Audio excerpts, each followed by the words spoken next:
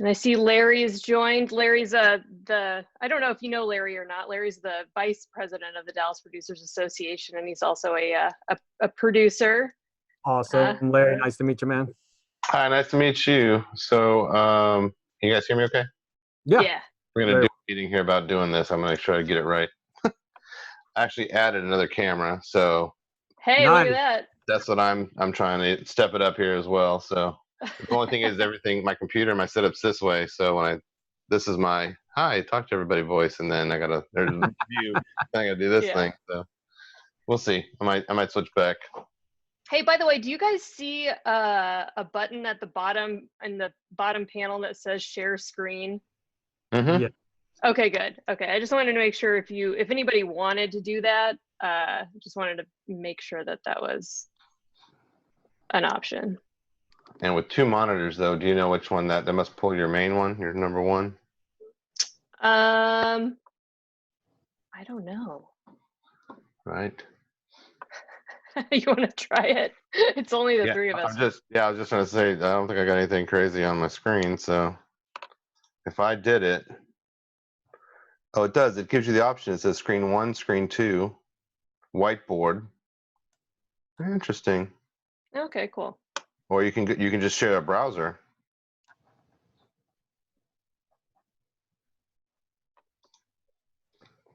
All right, that's interesting.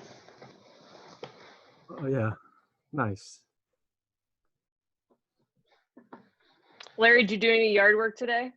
I did not, but actually golfed today, so I got outside. Oh, nice. How about that? We did our safe golfing, yeah. So it's a little weird, but everybody's in a cart with your own clubs and your own stuff, and you don't even get close to anybody really. So it worked out. It worked out pretty well. Yeah. But yeah, I'm a little warm now. Roy, are you like working from from your space at all, or are you 100% remote? We're both. So what we've had to do is kind of short staff the place. Yeah. But we've had 2 engineers here at the facility every day. Our producer, Shelby, she's booking sessions and coordinating jobs from her home. Yeah. She comes in about once a week. And then, we have a big facility and, each engineer's in their own control room. So we're socially distanced by design. Yeah. So, you can go the whole day without seeing anyone really. So we are planning to go back to full operations with full staff next Monday. Oh, wow. Okay. Yeah. So, but we've stayed fairly busy. I mean, most of our clients are, they're all, the majority of our clients are remote to begin with. So things have been somewhat normal for us. Weird, but it's been kind of normal. Yeah. Yeah. Win, how you doing, my buddy? I can't hear you. I can't hear you, Win. There we go. Good to see you. Good to see you, man. How you been? Good, good. It's been a long time. It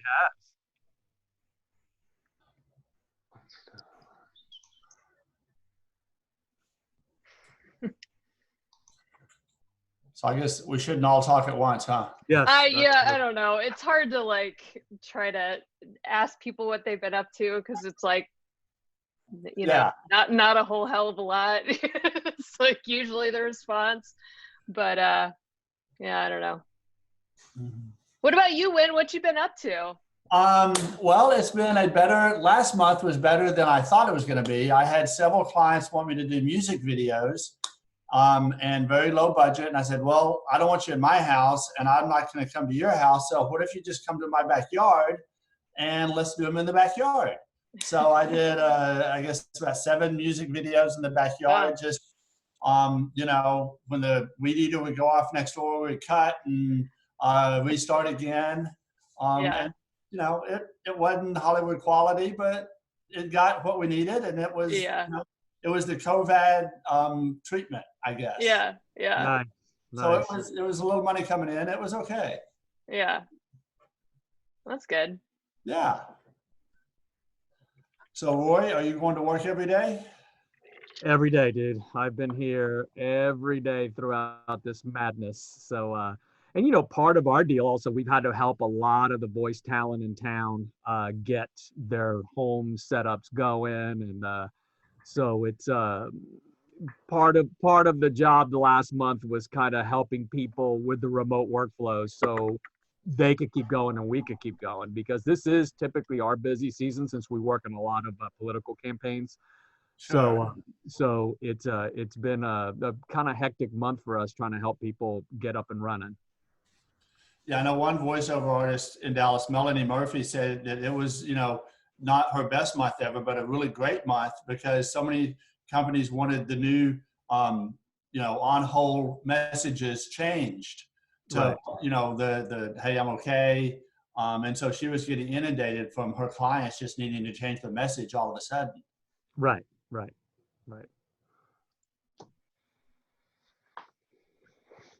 Hey, Gary.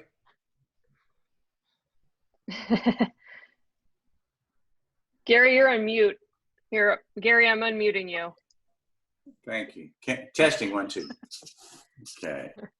There we go. Hi, guys. Hi. I'm over here.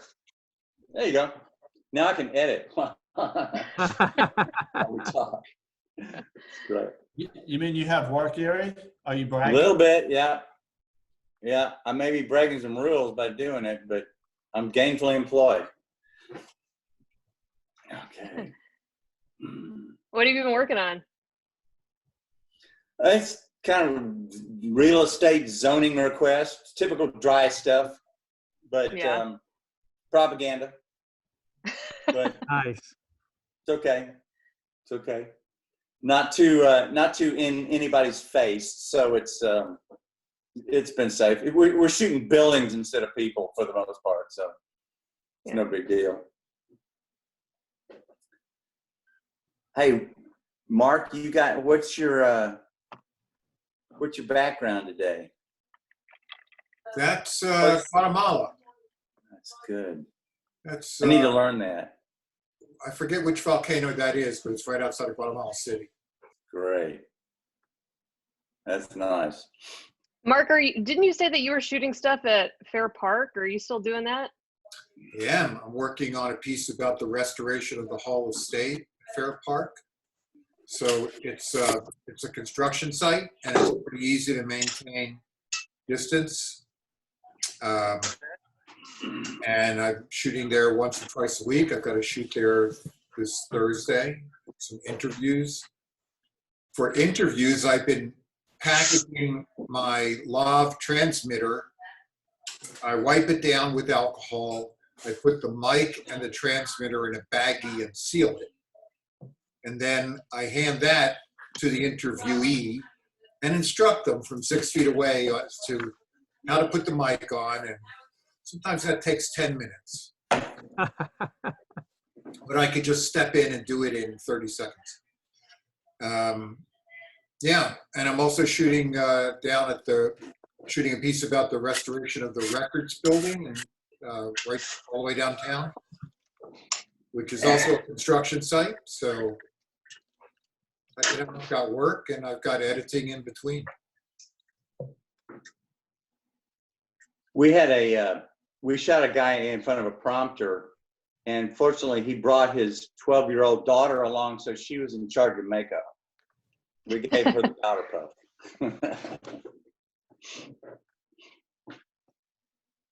I'm still trying to lie myself. This is not right. That's what we do. There we go. Trying to shoot with available darkness. Just keep fiddling until you get it. Hey, Bill, give me some pointers. I need a couple of solids to knock out some of that daylight. Yeah, you're about to stop too hot there, Gary. You need Yeah, how do you do the aperture on this thing? I don't think you can. Yeah. You get a diffusion panel and you just put it in front of your screen, put it in front of your video camera. It makes you look better. There you go. Get a white towel and put it over your light. That'll knock it down about a stop. Yeah. Betty Davis. Larry looks good. I'm looking at Larry. He looks good. I'm looking at Bill. He looks good. Mark looks good. Adam looks good. Rebecca looks good. You know, Thank you. Bob nice. looks Rebecca good. always looks Lisa good. looks I'll good. cut it out. Molly's a picture. That's about it. I'm out. We'll have to go to the second page. So I set up a whole nother camera, and that's dark, right? Oh yeah. Yeah, that is dark. Yeah. See, that's a bummer. Iris. So Larry, you've got a switcher there. You're switching cameras. Is that it? I've got one button switcher, that if you call it that. Ready to take two. Much better. So I'm working, if you know, Blackmagic has their web presenter. So I've got a little web presenter that basically takes any SDI or HDMI signal. You can have two of those both come in. You can actually switch between those two signals. It's a one feed into your PC if you, or Mac, I guess. But that way, whatever your software you're using will see whatever you're pumping into that box as a camera. And so you can have audio from that embedded, or you can, I've got actually a little lav on that I'm going through into the computer. But yeah, I've got like a ton of light in here, and so it might be a camera setting that I don't want to get up and mess with right now. So probably just leave it like this, but the ability to do two cameras over here. Luisa, where are you? I am in my office. My husband's gaming behind me. There it is. Hey, Chris. Let me see if I get my audio better. Luisa will talk about how she's got a little fancier though, so we'll get into that. I'm just using 3-point lighting. It's all right. Barak, I've got a white. Barak, are you at the theater, man? Hey, Barak. I am at the theater. Hey, guys. Hey, Barak. That's where I'm at the Texas Theater. That's where I live. Sometimes I go out. All right. It's just a background. No, I go there. I'm going to go out front in a second, check it out, make sure it's okay. I'll go over to the Majestic Theater here in a minute. Top 10 Records. Have you ever seen the ghost of Officer Tippett there? At Top 10 Records, yes. His wife actually visited about a year ago. She's in her 90s, not dead. And she came, and she was very nice. The whole family lives in North Texas actually still. Wow. Indeed. Incredible. Gary was really hoping for a ghost story. Oh, okay. Yeah, I want to see it. After midnight, there should be a ghost walking around in there, I think. Well, Or there might that's a be. good low budget feature. You know, if I was at Videotex, I could probably do a boring Videotex background, but that's probably boring. I'll stay at top 10. Maybe can we do NAB? I was trying to pretend like I was at NAB. Everybody wants to be in Las Vegas right now. Oh yeah, right. Well, everybody wishes that there was still stuff to see at NAB. I'm gonna pretend like I'm there. So I wanted to tell everybody about a project that I'm involved in, and you might want to be as well. I've been on a listserv for a long time called DocuLink. Okay. And it's documentary filmmakers around the planet. And what has risen up out of this listserv is a collaborative effort with filmmakers, documentary filmmakers in almost every time zone around the world, who are working in a non-remunerative way, collaborative way, to put together what looks like now to be a feature-length documentary about the pandemic, a series of web releases of shorter pieces, and a traveling exhibition, which will probably be mostly stills.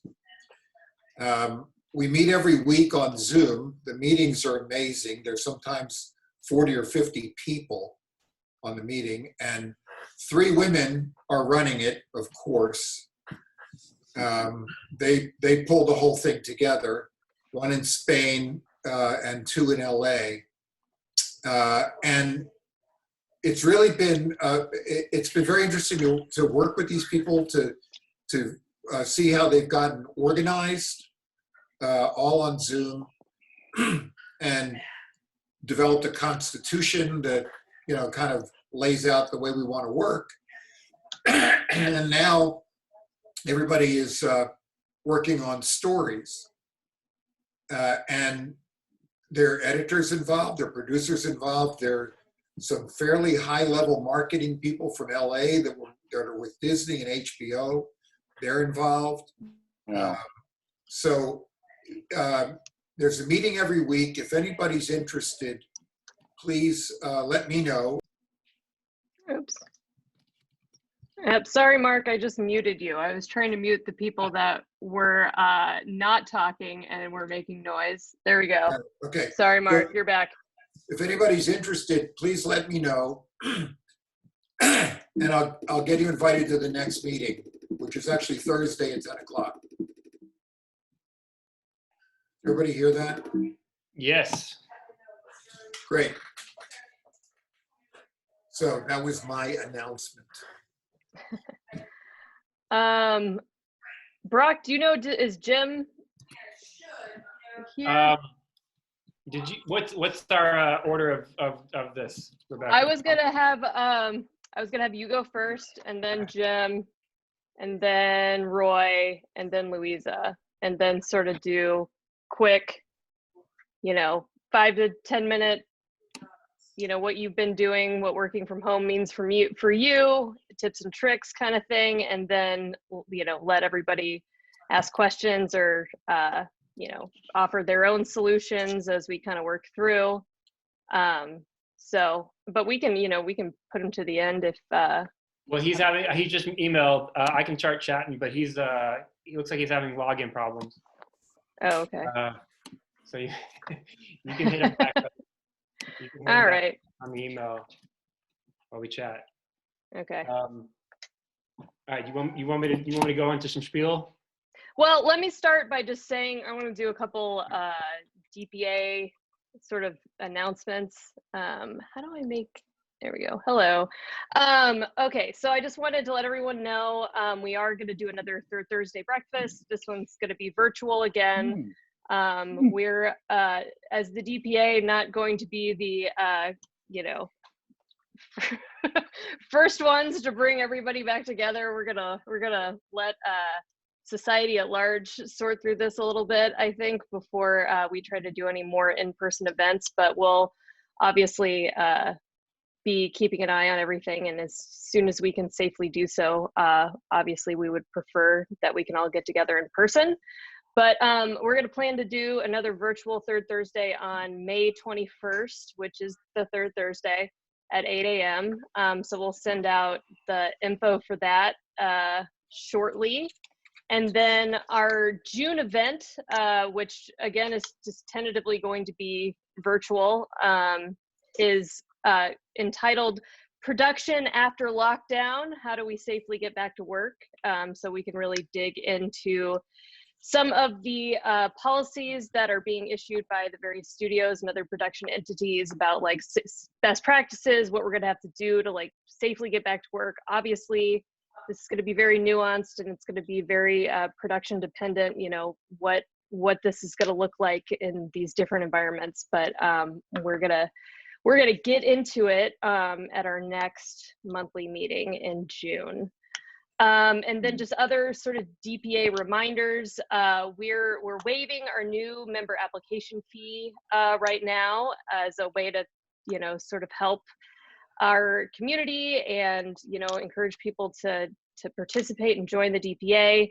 And we are continuing our grace period for membership dues through the end of July. And, depending on what's going on and sort of the state of affairs, we can sort of reevaluate at that point if that date needs to move or not. But where everyone whose membership comes up for renewal between now and the end of July, we're just letting you take some time.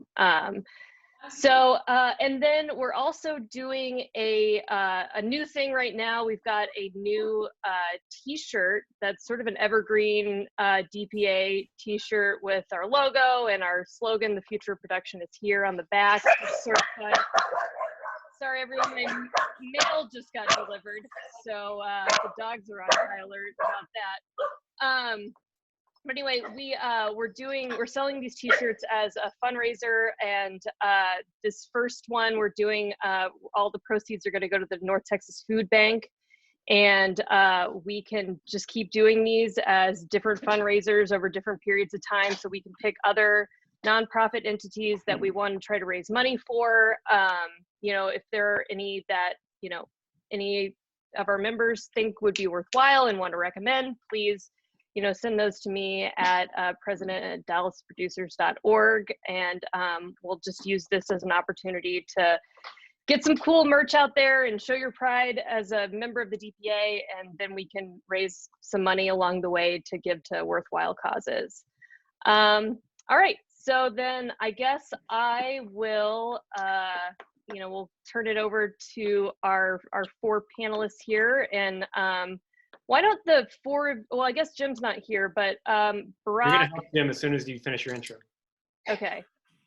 What? He's just having trouble. Go ahead and finish your intro. Okay. Hang on. I'm figuring okay. Well, why don't you, Barak, introduce yourself, and then we'll let Roy and Louisa do the same. Do your quick little elevator pitch while I look at my email. All right. Hey, guys, this is Barak Epstein from Videotex and a few other things, but I'm going to talk about some widgets and some gear. Roy, you next? Lisa? I'll go ahead and go. I'm Luisa Mendoza, a local DP in town, 20 years experience, over 20 years experience behind the lens. Just here to give some at-home tips for lighting and such. There you go. I'll go next. So I'm Roy Machado with Dallas Audio Post, and we'll be talking about our workflows to work remotely with our clients and/or talent. We have been, as a main course of our business, working remotely with clients and talent for over 25 years. So we really do have a lot of experience, and we're really well prepared for the scenario that we're experiencing now. So I can kind of share the different facets of our workflows. Cool. All right, sorry, I'm doing tech support, so I'm properly distracted. Barak, do you just want to? Yeah. So as you guys can see, I'm at NAB. I've been there for weeks, looking at all the new stuff that happened at NAB this year. Well, actually, you guys already know NAB was canceled, and I thought it was pretty interesting that very little things were announced, even not that there being no NAB. And I don't know if that's because, a lot of manufacturers took some time and said, oh, we don't need to rush something and talk about something on the floor or whatever. But other than Canon, a lot of the traditional video guys were pretty quiet. Blackmagic had a few things. But what I was going to talk about was a few things that are available today that you might be able to use in your own productions or to pitch to your clients to keep some jobs going while you're down. At one point, I was going to do a big power prezo here and have like 7 cameras in my house and do a switch and show you guys all. I didn't have time for any of that, but I do have some toys that I'm just going to like hold up to my Logitech and show you and talk about. One thing that I think is pretty cool is this brand new switcher from Roland, actually. So Roland, if you haven't been paying attention to Roland, they are big in the audio world for a lot of years, but they've been making pro video and pro production audio products as well for a lot of years. And they've been, they haven't been slow with switchers and things that are available, and they're pretty price competitive. I mean, these are not the products that compete with, your Rosses or whatnot, but they're competing in the world of the Blackmagics, and there's a lot more. Some of them have a lot more functionality. They scale all the way from a few $100 to $10,000. So this particular one is a brand new one. It's just started shipping. It's called the V8HD, and it's like under $2,000. It's a HDMI input switcher, 8 inputs. Actually has 3 different outputs. One of them is a multi-viewer, and it can also do scaling on 2 of the inputs. So I think that's pretty cool. You can take in whatever you want. Most of your, let's say your cameras are regular HDMI, 1080i, 1080p cameras, but you may have, maybe you're doing esports or something. You can bring in some legacy gaming systems or legacy content or computer-based content without an external scaler and do it in the device. It's something that the Blackmagic stuff doesn't do very well, to be honest. You got a couple different pictures in here. You got overlays you can do. There's still store via USB, graphics, audio input and output loop through. So typically you're going to have all of your cameras maybe with embedded audio from your DSLRs or your camcorders. But you can also take an external feed from a mixer that's running all your wireless or maybe just your wireless and then another playback. Also really cool on this switcher, for a lot of you guys in the audio world, you may be familiar with that everything is iPad based for audio. Well, Roland has that built in. So there's an app that you get, and this will be very intuitive for anybody who's run an audio console in the past 5 years. And everything is built in for audio control and all your video controls. So you've actually got all 8 inputs on your video, your overlays, your records, everything like that on the iPad. The only weird little gotcha on this that I found is you've got to do a connection. There's not a wireless like on the X32s or the Mackies. So that's one little gotcha I'm not super excited about. But other than that, super intuitive interface, and it's free with the switcher. So if you had a switcher like this and you wanted to take it out into a meeting like a Zoom, here, you want me to give it to me? There's a bunch of different ways. Gary's talking. So I'm trying to mute him. No, I got it. Okay. I'm just kidding. I had to mute the Gary here. So what you would do on one of your HDMI outs is you could go to something like this Blackmagic Web Presenter. So this has been a real popular box for the past couple of years. It's not new, but all of a sudden everybody wants one. And it's about a $500 box. There's an optional overlay for it that gives you a touchscreen and actually turns it into a 2x1 switcher for HDMI and HDSDI. So it's got HDSDI and a loop through, plus an HDMI, plus an analog audio back from your mixer. It has an XLR on here, which I found mostly worthless because unless you have a different, pretty good preamp. So if you have a sound device's preamp or something, you could run it in between. I have not tested that. I think that's probably the only way that this XLR is going to work. But other than that, external audio, great over RCA or embedded, obviously. So this thing, the big thing on this thing is the USB, which comes in as a 720p webcam to anything. It's plug and play webcam. So in Zoom, it will show up you'll see all your codecs. Mostly, varying from 480 to 720 when you select it on the web presenter. So it does that compression on the fly. Works great for Skype as well, or you could take it into Wirecast or OBS or what have you. Hey, Barak. Yeah. Are you talking about using most of these things like with video conferencing, or like what are the use cases? Well, use cases might be that you are doing. Let's say you're broadcasting an event, and your event now is being done out of your house. So you may be incorporating a Zoom discussion like this and playing it out. So I could be taking this feed out of my Zoom and into something like Wirecast or back into this Roland, and then using the output of the Roland mixed with other content I've got, like pre-rolls or other pre-done videos or remote cameras, and then sending that back out to Facebook, YouTube, Vimeo, whatever you've got. So that would be the application. Live streaming of events, or live streaming of presentations or meetings. So I really should have had you TD this meeting. Could have really turned up the production value. yeah, so something like a Zoom could be the beginning of the content, the input, or the Zoom could be the output.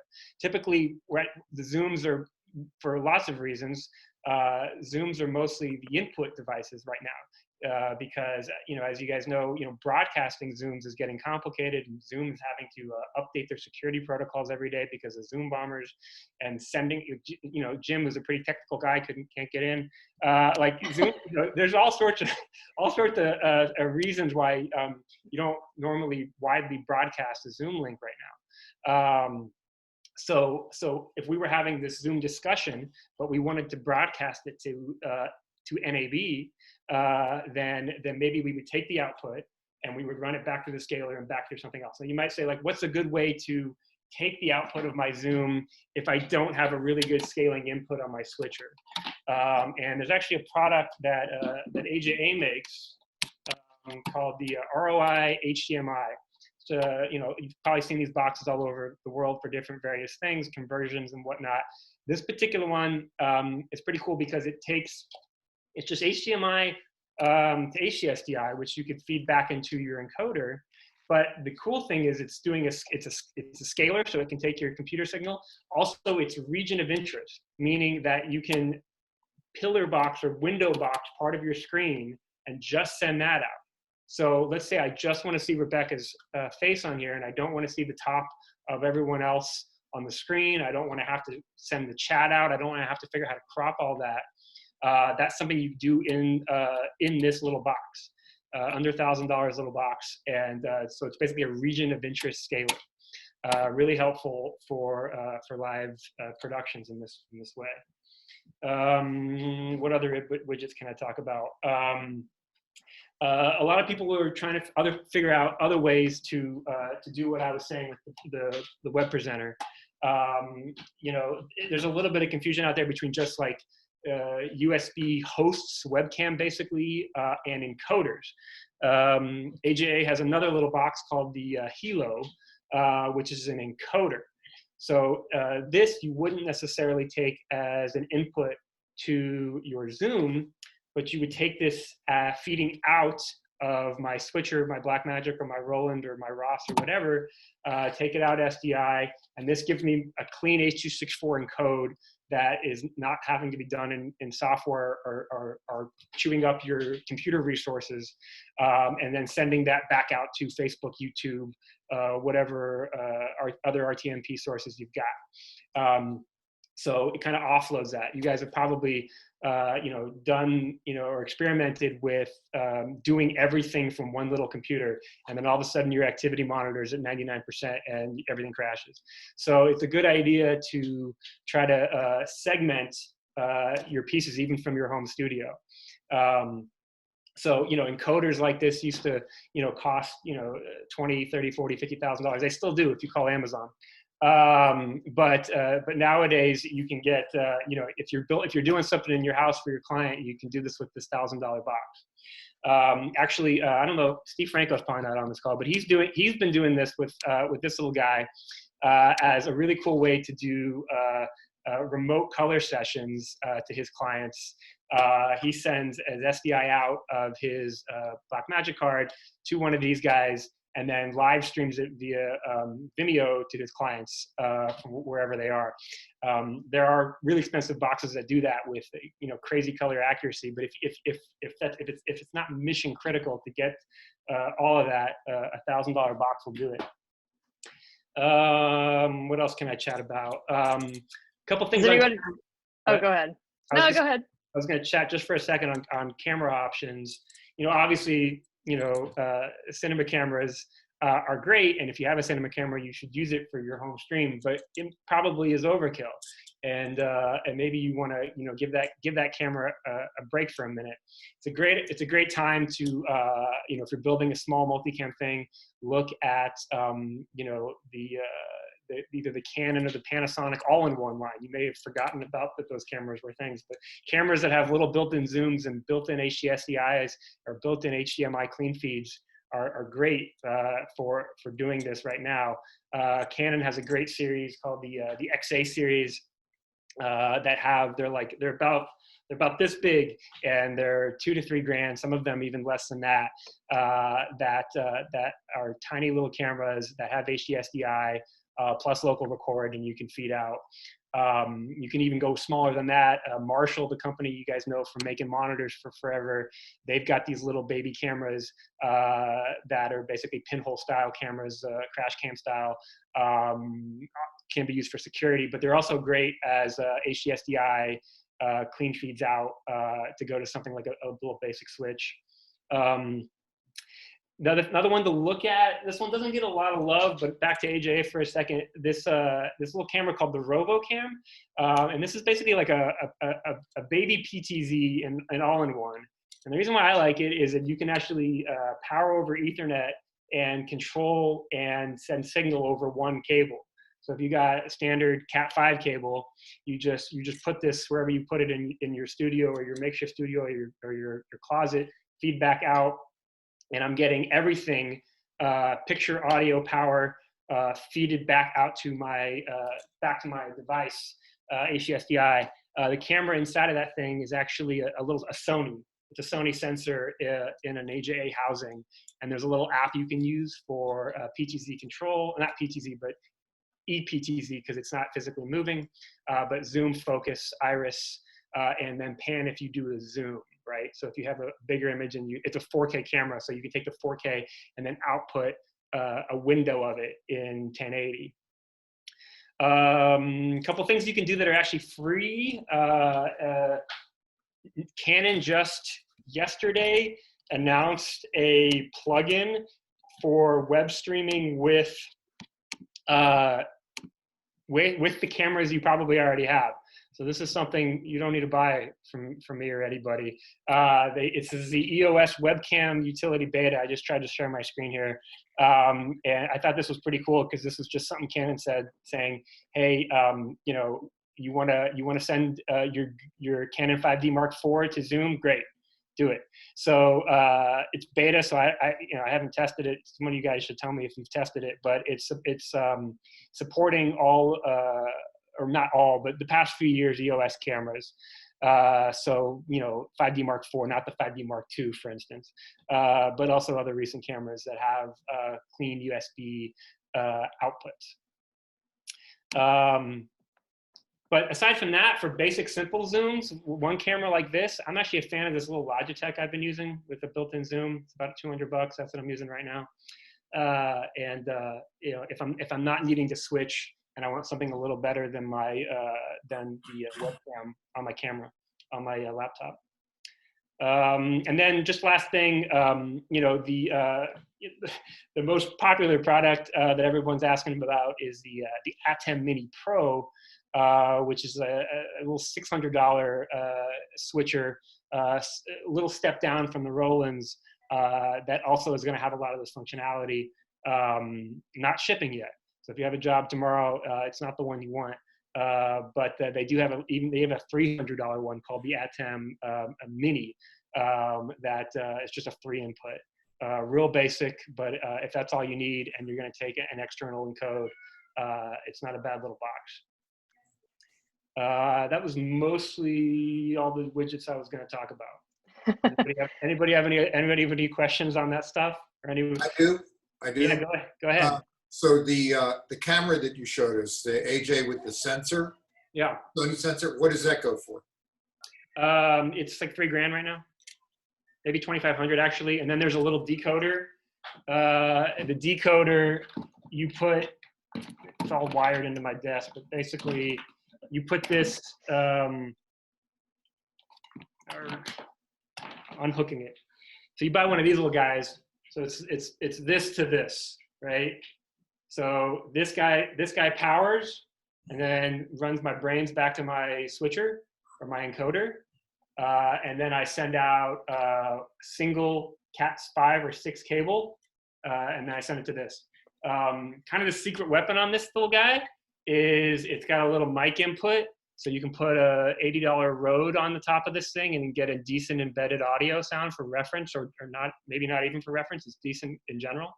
So so this would be great for you can run this cable a very long distance. So maybe you have a client who needs to get in their office and you want to be able to turn this on remotely, record, do some basic controls remotely. You could team viewer into a station on site, and then set somebody up to do their own Zooms. Maybe Luisa could set up a little lighting thing, and you put a camera like this. You can also do very similar things with the Panasonic PTZ line of cameras, a little bit more expensive, but a little more sophisticated. And they also will do PoE over control. And the Canon software that you mentioned, is there anything like that yet for Sony? I have not heard. I have not heard about that as of yet. Thank you. Yeah. Anybody else? Hey, Barak, Chris Cave. How you doing, man? What's going on, Chris? Have you had any experience with the OBS studio, the open source studio software? Yeah, totally. OBS is a great platform. I would say, if you're going software and you don't want to, use a hardware switcher for playback, OBS and or a Wirecast. Wirecast is not a free one, but I would put it as a competitor.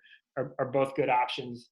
And you could take that OBS and mix it with, an input and an output. It's still potentially a good idea to add hardware on the output, but not a bad little guy.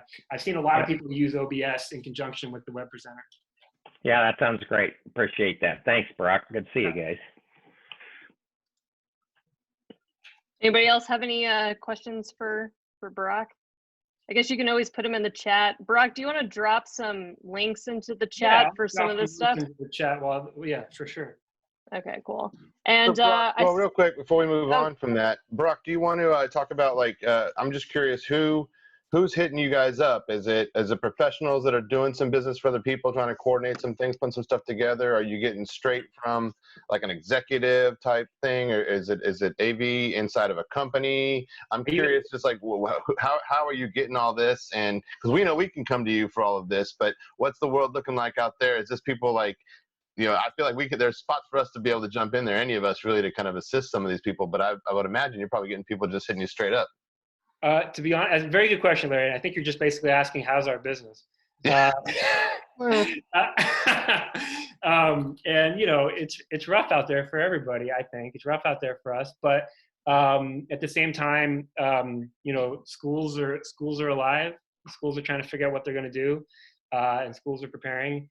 Churches are prepared. Churches are trying to, now more than ever, their stream is mission critical, right? So churches are stepping up, are trying to step up their production value and looking at the nicer PTZs. And those are the big ones. But then, on the indie production side, it's I'm hearing from guys like you who just want to, take it up a notch on on a presentation for a client, and or doing mini concerts or something like that and streaming those, doing 3 or 4 multicam.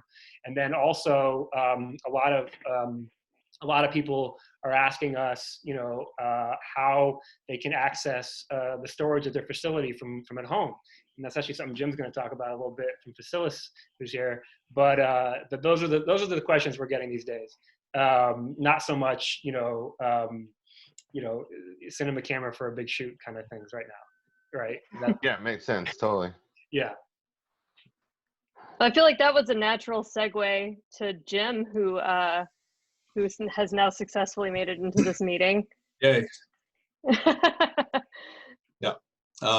So thank you for that. And speaking of the church services, I never realized how bad the camera guy was who films our services until I had to watch it every single week.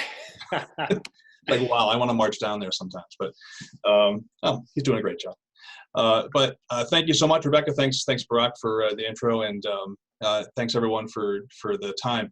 We're getting a lot of requests, obviously, for people that want to access their media outside the facility, and really comes down to 3, maybe 4 different ways to do this. But in all of these ways, it's becoming very important for people to transcode and to proxy what they have.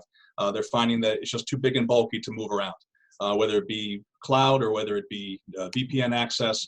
whether it be sort of downloading to a hard drive to take home with you. Any of these things, it's becoming very difficult to do if you don't proxy the media. So we have some people who have set up, these very elaborate proxy systems. We have some people who are using our own systems for that. So I can just show my screen for a minute here, and I won't take too much time, but just enough time to, I think it's this one. Yeah, that makes sense. So just a little bit about sort of what we do. We're shared storage systems, and we work with, media content creation, collaborative video creation. And so anything to do with, Avid, Resolve, Adobe, Final Cut workflows, all the finishing applications, that's, we do all of that. So as you can imagine, we have a lot of people who have a lot of media tied up into their central storage system that they want to move outside so they can get access to it from home, from other places. So, when we first started our object cloud system, it was really all about archive. And archive was, archive to the cloud was a sort of a novel thing. People thought they could get their heads around it. Maybe, for a little bit of data, it would cost less than a tape machine. So, and it gave you some disaster recovery, so that was a good thing as well. And it started out that way, and we developed an object cloud, an object LTO system around that, basically a caching system. So you can dump everything into a volume on your shared storage, and it would automatically just shoot up to the cloud. It would automatically shoot to LTO, and would still remain on that volume even if you flushed the actual content of the files away. And you'd still, the directory structure would all be there. So people found it really easy to get their heads around what that was, because it's just folders and files after all. So you can have LTO and cloud in the same volume, automatic mirroring and backup basically to this space, and drag and drop, archive and restore. So simple, and we sold a lot of those just based on its simplicity, based on its usability by a lot of facilities who wanted to archive their data. So when it came around to this pandemic, then we started to hear more about remote access. So remote access for us comes in the form of being able to push anything we want to the cloud on a project-to-project basis, and our cloud can be either Azure or AWS S3 accounts that you may already have, or it could be a Wasabi account. Wasabi is something that we sell because they don't have any egress costs. That becomes very, very important with remote access workflows. That's all you're doing is egressing. It's all you're doing is downloading files in these cases. And so you could end up spending several times the amount of storage that you would normally spend because you're accessing the files so much. So Wasabi was a perfect choice for us there because we were able to provide a one-time fee for this and say, you pay us once for this, you get this amount of storage, and then you can download the files as many times as you want. So we did 10 terabyte increments, and we even did a program where up until June 30th, for our customers, it was free to start the cloud service and free licensing to June 30th. And all you pay for is the storage cost for the cloud because you can't avoid that. And if you had your own cloud, it was free, so we just put the software on there and go for it. So a lot of people went for that, and a lot of people are using that right now. But the idea of proxying to the cloud was another addition on top of that. This isn't just pushing everything you have to the cloud, because depending on your upload or your upload speed from your facility, that can take a really long time. If you're taking in UHD stuff or XAVC and whatever else you're bringing in from the camera masters, and you're not transcoding it first for your workflow purposes, that's big, and it could take a long, long time. 1 to 2 terabytes a day is the standard sort of consumer upload speed that you'd get. So it'll take a long time to move that stuff around. So what we did was proxy to cloud based on our Fast Tracker application. And Fast Tracker is an asset management system. So we did desktop cloud volume access, which is basically an S3 interface that looks like a hard drive on your desktop that you can actually link to. So your project comes to you on your desktop, you link to the files that are on this S3 interface, and you can all of a sudden, start to play after it, downloads, hopefully quickly, because you have proxy files instead of the masters. And this is something actually we're moving into because, we think this is going to be around for a while. Hopefully, the workflows will sort of bloom from this, and we'll learn a lot of things about how we can do remote workflows. Hopefully it won't continue to be this way because of the pandemic, but we can see this being a way of working into the future. So we have a new Facilis Edge Sync that's going to be shipping in probably end of May or sometime in June. And this is basically the ability for the main facility to synchronize to the cloud, and as an intermediary, then synchronize to individual nodes at workstations at home, workstations in different facilities. So they're always syncing. They're always syncing the cache volume from the main facility into these other storage systems. And this is something where, it's a very smart system. It uploads very quickly with a sort of a multi-threaded approach to upload, and it downloads only the bits of the file that you need. So it doesn't download everything all at once, which is a problem today with working with cloud media, is that no one streams from the cloud really with a normal service. You're always downloading files locally and caching them from the cloud. And it downloads the entire file, so basically if you have a 10 gig file, you need a second of it, you got to download a 10 gig file. Unless you have a system like this, which downloads just the amount of the file that you need. So you can really link to the files on the Edge Sync cache volume as it will appear in your desktop at home, and it'll come right up and only display the frame that you want. And then you can go from there and sort of browse around the timeline, do what you want, and it'll be downloading as you go. So that's something that we're developing, for the purposes of the remote access going into the future, hopefully around June timeframe. And then finally, this is our Fast Tracker archive integration and Fast Tracker asset management system. It indexes. When it indexes, it makes a proxy. You can make a proxy on demand from indexed material you already have. So this is really something that, our customers are finding, hey, wait a second. If I make a proxy every time I index something, and I can push that proxy directly onto this cache volume, which then goes to the cloud, then this is a way I can access everything remotely. And we have set up 25 or 30 customers like this with our Object Cloud since this started. And of course, that's all been the free, promo that we're doing to get people through to June 30th here. And hopefully by then, we'll see some improvement around here. But I mean, that's really what I wanted to say. I don't want to take too much of your time. I know you guys are, all the NAB stuff has to fit. So any questions on any of that that you've seen so far? Barak, I have a question. Have you seen anybody deploy this for a small boutique style, not giant server? Maybe I have a DAS connected to my big workstation at the office, but I don't want to be going there right now, kind of thing. Mm-hmm. Are people doing that? Well, a DAS system, we have sold systems that its pure purpose was to be a cloud cache. So, you sell a 32 terabyte small server, 10 grand or something. Its job is to be a cloud cache. And so everything you put into it goes to the cloud. Maybe it's for the purpose of being available to a remote location, and you're doing some manipulation locally as well. For a DAS system, I mean, it's not really where we live, but I would think that, if you were able to have even a small cache in the facility, then that would allow you to and on the opposite way too, it's bi-directional. So as you're adding media from your remote workstation, you're rendering, you're doing voiceovers, you're capturing, you're uploading, it goes back to the in-facility storage at that point as well, just through a synchronization. So that means that you're now ready to go back to work, or you're ready to now make that available to anyone else who also sees that cloud storage as well.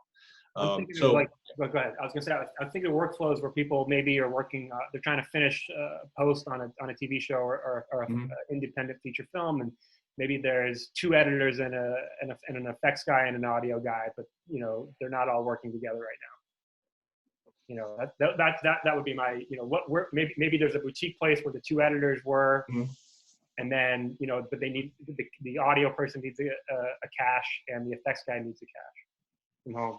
Yeah, I mean, in that case, cloud storage can be utilized just with the interface on the desktop, and you can simply push files and pull files in that way as well. So, I mean, that would be something that you could look into. I want you to look into Wasabi if that were the case, just because you won't pay the extra cost there.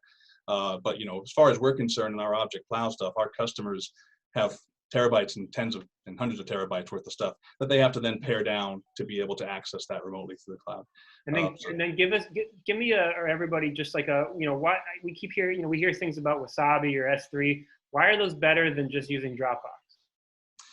Well, Wasabi, S3, Azure, they all have a sort of they all have commercial APIs. So basically, you can work into them from other systems. And Dropbox and Google Drive and all of those, they're meant to be more consumer facing. So basically, the whole UI is their UI, and the whole interface is their interface. So the back-end systems like the AWS through the S3 interface, and the Azure and the Wasabi with their S3 interface, and now I just saw Backblaze too, has an S3 interface to work through, which we're probably going to be supporting soon. I mean, those S3 interfaces and those APIs now give us the ability to work those into our system. So now not only do you have everything on the cloud, but it's also tracked through an asset management system. It's also available for drag and drop access directly out of the storage and prefetching down into the storage, into the shared storage system. So those are things you can't do with a Dropbox. It's a lot of manual work to do those things. So that's really the difference. Good. All right. Yeah, thanks a lot for your time. I appreciate the time to talk to you. Thanks, Jim. Thanks, man. Yeah. Thanks. Right, Thanks, I'll Jim. turn off my screen now. Stop share. There we go. Awesome, man. Thanks. Yeah. All right, and if anybody else thinks of any other questions for Jim that they want to throw into the chat, feel free. Otherwise, we'll move on to Roy at Dallas Audio Post. Okay, can you guys hear me? Okay, like Rebecca said, I'm Roy Machado with Dallas Audio Post, and I was just going to speak a little bit about our remote workflows. We have, as our regular course of business, been working remotely with our clients for literally over 2 decades now. And so that there's a couple of pieces to that. What I call the non-collaborative piece is the ability to upload and download and exchange files with clients efficiently and easily. So we have a couple of methods, but our main method that we use is a product by Signiant called Media Shuttle. And I don't know who may be familiar with that product, but basically it's a hybrid cloud and local storage solution that allows us to have a storage server on site and then have a cloud-based web-facing portals for our clients to send files to us or receive files from us. So how that takes form is basically we have 2 different portals that we have our clients use. The number 1 portal is our ingest portal. And in that portal, they'll go to a website, and I can probably bring it up here. Let me see if I can share my screen. How do we share? Let's see here. Yep, we'll share that one right there. So this is our ingest portal, super simple. They literally have a window, drag and drop interface, and they enter their email address. Let's see if you guys can see that. Can you guys see that? Yeah.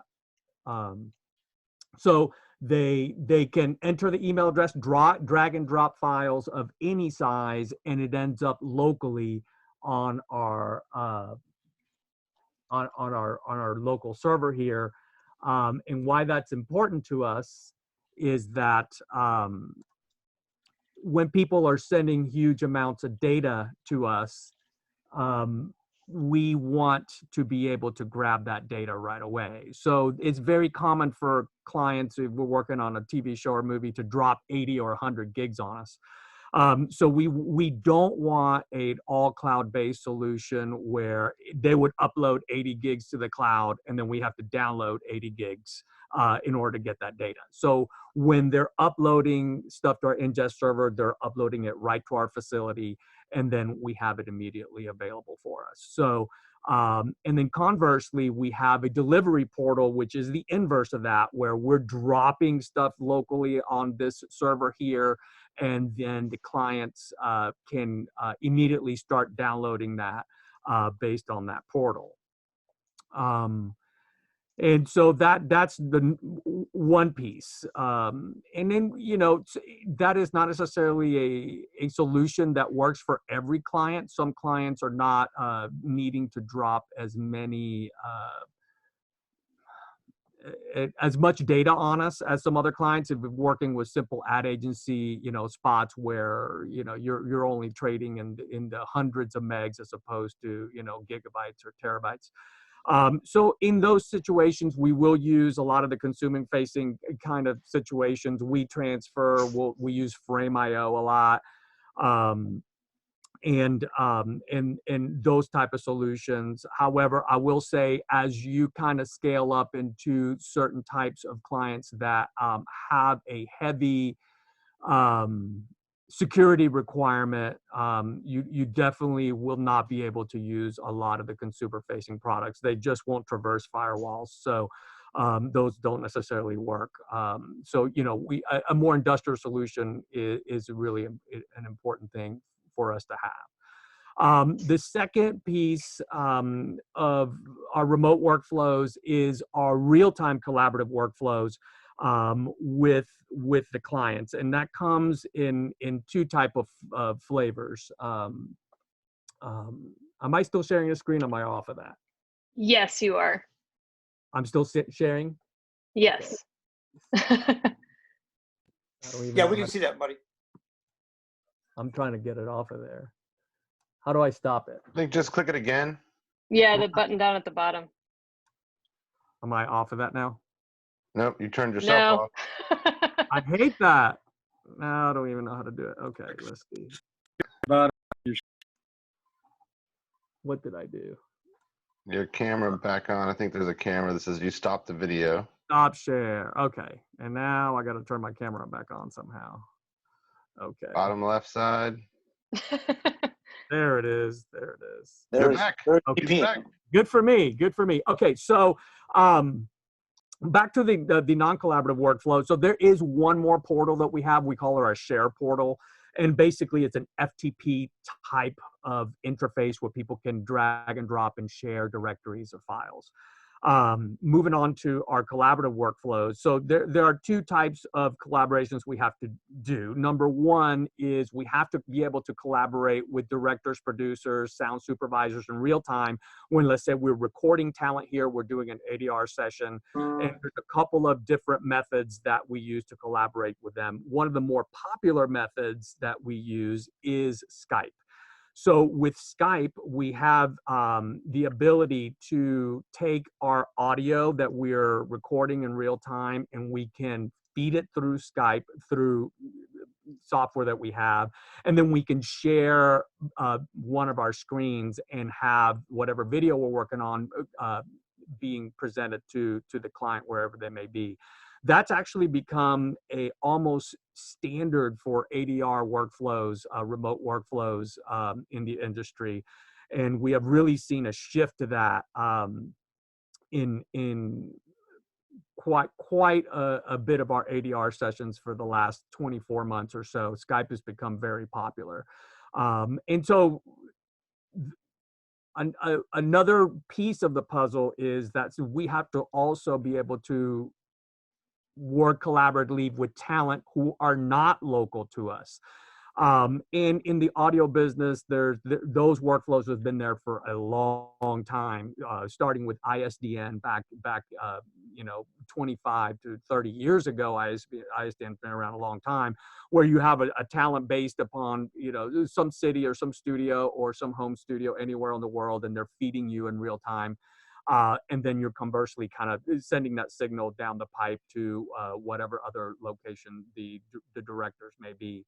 And so the ISDN thing has kind of evolved into IP-based products like Source Connect or IPDTL, where talent have home studios and they're feeding our facility directly or our engineer directly if they're offsite. And then we're working in real time with producers or directors monitoring the session in real time. And so when that scenario is present where we do not have talent on site or clients on site, we're using the IP-based streaming products from the talent, Source Connect being one of them. And then we're using consumer-based applications to feed that out to whoever is directing the talent. So that could be Zoom, that could be Skype, or or WebEx or any other those type of kind of consumer facing solutions. Phone patch is still really popular. People are calling over the phone and monitoring the session. So it is absolutely a everyday common scenario where we will have a talent in New York. We'll have here at Dallas Audio Post, we'll kind of be the recording hub, and then we'll be feeding other collaborators wherever they may be. So sometimes it is a global event. We will have a session going on where you will have talent in one city, and then you will have producers and directors in other cities around the world, and everybody's collaborating in real time. So all those pieces are standard kind of daily affairs at Dallas Audio Post, and that have been a long time. I think the most important thing for everyone to glean out of our workflows are that you have to keep it simple for the clients. You have to have everything tested well ahead of time so it all works when everybody finally calls in and needs to get the job done. And then you have to have an internet connection that you can rely upon. So for that, for our interconnection, we have a pretty industrial, fiber symmetrical connection with super amount of bandwidth. And we invest a lot of time and effort into that infrastructure because that is the way we do business. And so our workflows really have not changed very much during the pandemic. They have actually scaled up because what we've had to do is we've had to get a lot of the voice talent that used to come to our facility or not work remotely, and we had to help them get up to speed with their remote workflows so they could keep recording with us. So in the last probably 30 to 40 days, we have helped well over 60 voice talent, not only in Dallas-Fort Worth, but outside, kind of set up their home studios and be able to, at a moment's notice, get on board and do these collaborative workflows. A big part of our business is political campaigns, and it is political campaign season. So for us, it has meant a lot of extra work getting everyone to work collaboratively and getting all these talent on board and making it seamless to the client. So the client doesn't feel there's an extra technical hurdle. We just want to present them with the same kind of smooth workflow they used to have prior to the pandemic. And so that's actually gone well. I think our biggest challenge right now is that we're starting to see a lot of productions coming into audio post-production environment where those productions are originating with Zoom kind of production values. And so the audio is very compressed and it's very thin sounding and rough and questionable miking techniques. So our job has really become important to a lot of our clients. We have a lot of, sports clients that are doing kind of Zoom, sports recap shows, et cetera, that really takes quite a bit of audio post-production work to get those things sounding like, at least a little bit better than the Zoom audio would be.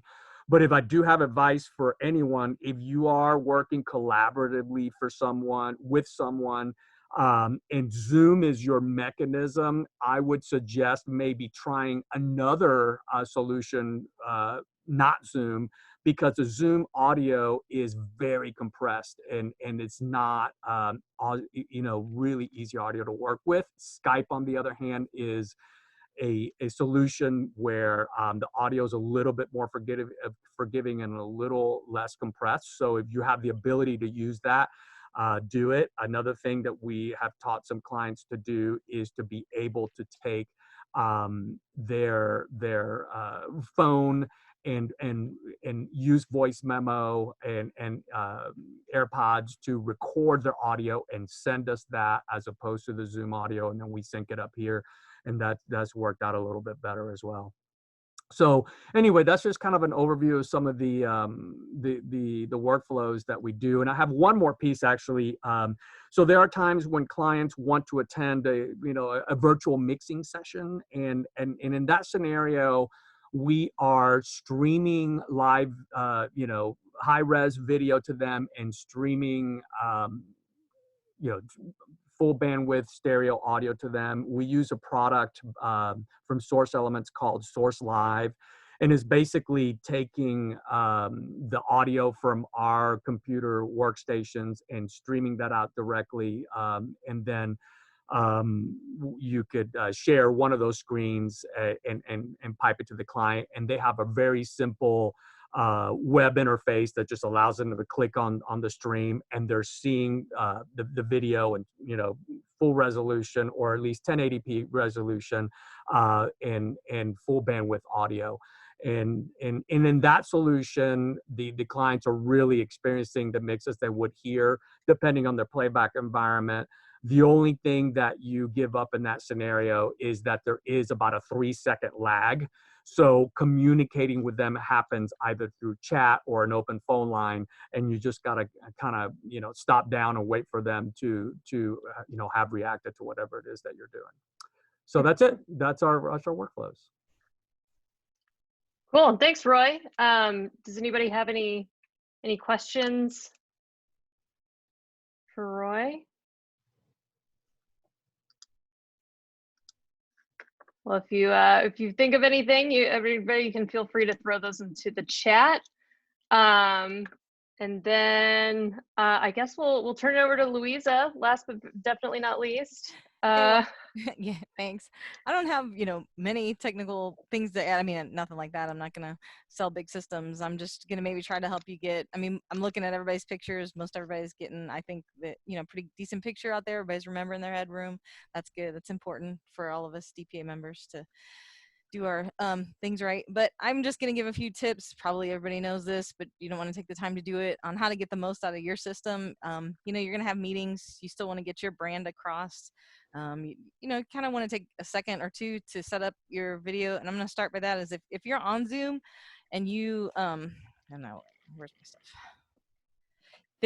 You can actually preview your video on Zoom. So if you want to set up your shot, which is kind of what I do a little bit, they'll redecorate my, I go ahead and redecorate my bookshelf back there a lot. So if you have Zoom downloaded to your computer and you don't just like use a link to like log on, so if you have it logged on underneath your picture on your little screen, that's whatever, like your Skype landing screen or whatever, there's a little cog down there for your settings, and if you click under that, you can go to your video and that'll give you your preview of your camera. So if you want to set something up and get a little more creative with your lighting, don't forget that that's there. I know some people don't know that it's there, so that's always helpful.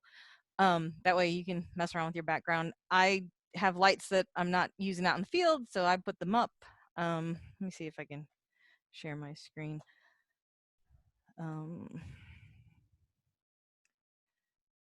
So you can see that's my setup. I have my little light mat. It's not even a real light mat. It's a pleather light mat that I bought off Amazon, but it sits next to my C100, and I'm running that through this capture box that I got. At the time when I bought it, my husband's into gaming behind me, streaming. This is what they use for Twitch streaming. So it was only $99 when I bought it at the beginning of all this. Price has gone up just a little bit, unfortunately. Now again, how do I stop sharing? So there you go. So yeah, I'm just taking the HDMI out of my C100.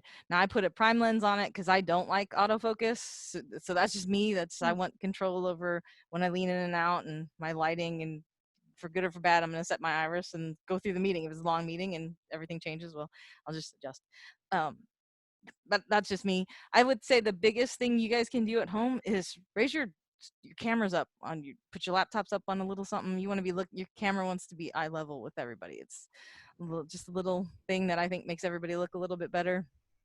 Like I said, at least try to use a key light, whether you set yourself up by the window and it's a nice 3/4, you don't want full on, get a little shape in there, add an extra curtain, a white curtain or a sheer. Again, I heard somebody earlier, it was, you can do it as simple as, put a lamp there and throw a white pillowcase over it, soften it up, moving in and out. There's a lot of little things you can do. I mean, I actually hung a backlight today, and then I have a third light back there, but that's just me because I'm bored and I want to make sure I can still light when I get back out there. Let's see. Yeah, and do pay attention to your backgrounds. Pull yourself away from the background. That's the other really, really easy thing you can do to make your home setup look better. Get as far away from your background as possible. If you got an island that looks back into your living room, hey, that's even better. Then all of a sudden you're making your own movie. But, I sit just across, I sit at one side of the room and husband's behind me. There. Anyway, so, just a little space that always helps. So eye level, little space, try to make sure you have more light on you than the background. Little tips like that, because that also is going to help if you're using your auto. If your webcam's on auto, it's going to help if you're more well lit, and it's going to stay focused on you, and you have a little less flutter in that. But it's just little quick tips like that, and just kind of taking your time. I think the biggest thing is to know that you can preview your Zoom, and then you can play with it all you want. So make yourself look sharp. But if anybody's got any questions? Luisa, your motion looks very good. Are you running 30p out of your camera? Yes, I am. Good, yeah. It looks good. No, thank you. Yeah, good old C100 just would be collecting dust. C100 is still a good camera. It is. It looks great for a webcam. Does anybody have any other questions? Anything anybody else is doing? Any solutions or other members on the call, have found that have really, made a difference in their work from home environment? I see Ian's got a whole, he's got like a real mic setup. Yeah, I stole it from my brother, who's a gaming streamer. I was like, I need this more. So. Yep. See, that's where I get it all from. I think the next trick, Roy, is I've been playing around with a plugin to use some audio sweetening software and treat it as an input source into Zoom and Teams so that I can just sound amazing. I haven't done that yet, but it's the next step. Fantastic. So I have one question that to kind of pose to all of you is what that we're doing now, what do you all see is going to stick around? So after we get on the other side of this, what we're learning some things, we're doing some things a little bit differently now. Is there something out there that you want to speak to, and I'll open up to anybody, but that can, that we think, hey, this is kind of showing us that we can do X, Y, Z, or use certain components or some kind of workflow that we think will stick around after we are kind of back to normal. Yeah, if I can kind of zoom in on this, or pardon the pun. I do a lot of network stuff, and a lot of people in my business, I've talked to a lot of friends in the East Coast, Chicago, LA, CNN, MSNBC, CNBC, Fox News, they're getting used to this Cisco WebEx thing that appears on their screen. I've lost 4 days of work in the past 4 weeks because of that situation. And they're thinking that it's becoming the norm because it's saving them $2,000 to $3,000 a day. And my live view sitting here doing nothing, I still got to pay a lease on it. That's actually what everybody's afraid of in the network world. So hand it to you, back to you.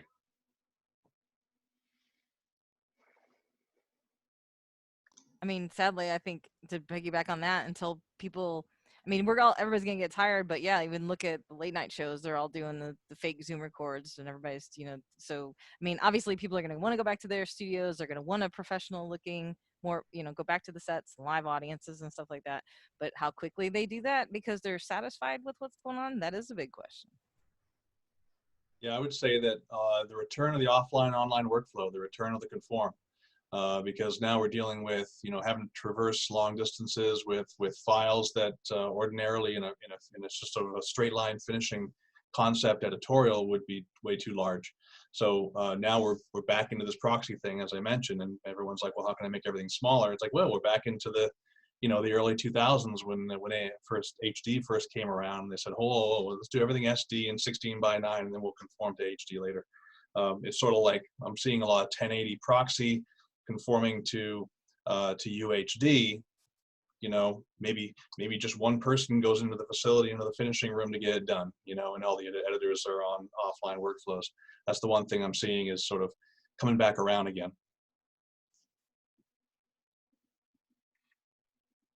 Cool. All right. Well, any other tidbits, any other pieces that people have found, or have we reached the natural conclusion of this conversation? No, I have a quick thing. We found that there's lots of people who are, we have a lot of creators in this industry, and everybody is coming up with great solutions on their own to be able to work at home and work remotely.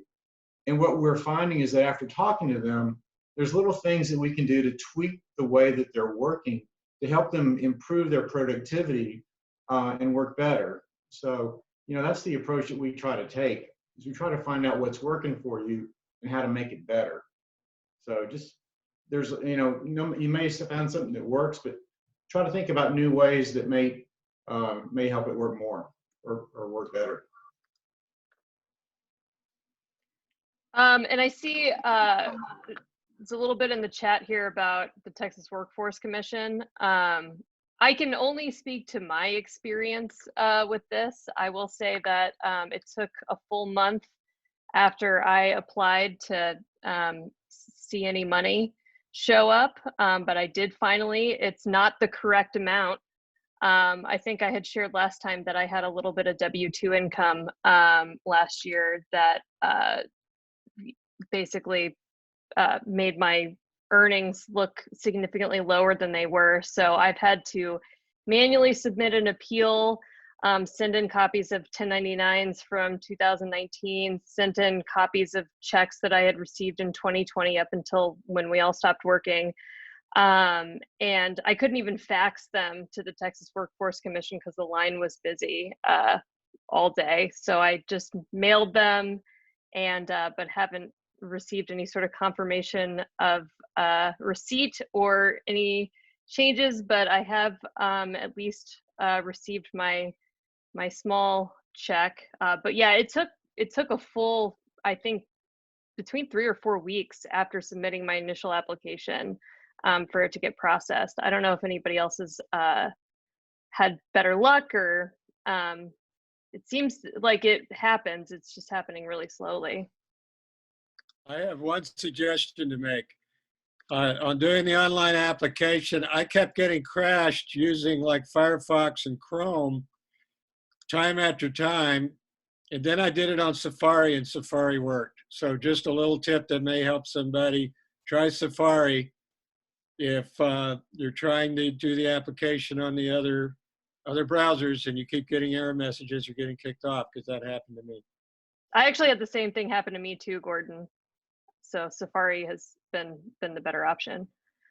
And but, somebody told me that once, is that Safari's better for filling out government-based applications online. So something to think about. But yeah, try that.